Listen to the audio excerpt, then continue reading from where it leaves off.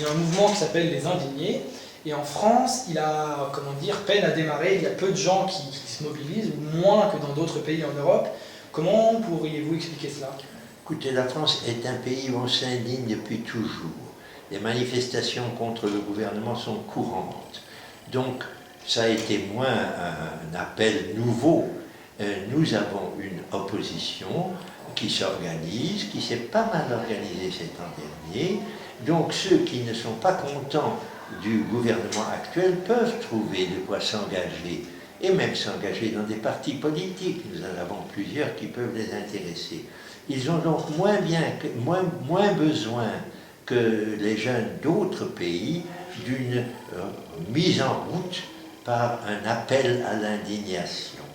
Il n'empêche que les jeunes Français s'indignent, et ils n'ont pas forcément lu mon petit livre, ils n'ont pas forcément mis en route de grandes manifestations, mais ils savent tout ce qui leur manque dans la façon dont ils sont actuellement dirigés. Tous les pays, tous les partis qui se disent des partis de gauche ont clairement comme objectif de débarrasser nos sociétés d'une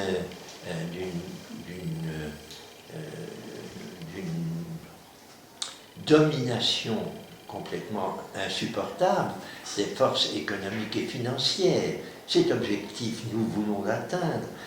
Je reviendrai sur ce que vous disiez tout à l'heure, sur la nécessité de s'investir dans les partis. Je fais partie des indignés qui campent actuellement à la Défense. À la Défense. Voilà, donc ces indignés-là, pour la plupart, ils sont désabusés de la politique. Ils considèrent que leurs représentants ne les représentent plus. Et ils ont décidé de s'unir sur l'espace public pour construire un projet nouveau, un projet commun, où il y aurait une égalité politique bien plus répandue entre les citoyens. Et ils veulent justement sortir dans ce système qui est biaisé à certains égards, parce qu'on n'a pas des médias qui sont indépendants, on a un système de vote qui n'est pas très représentatif. Les candidats politiques sont pour la plupart issus des mêmes élites, et donc du coup le peuple ne se retrouve plus dans ces gens-là, et c'est pour ça qu'aujourd'hui ils prennent la rue.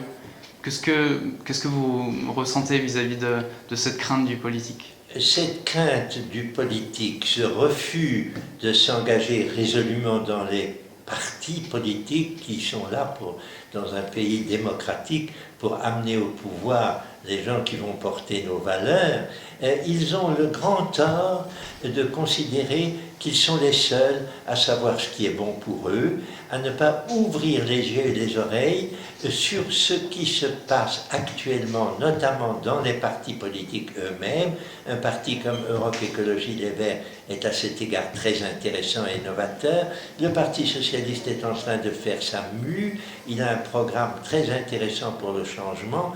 Il faut donc conseiller vivement à ces jeunes qui veulent jouer un rôle de ne pas se laisser obnubiler par une mise en question ou un sentiment de non-confiance à l'égard de gens qui, eux, prennent la responsabilité de vivre politiquement. Dans une démocratie, il faut vivre politiquement.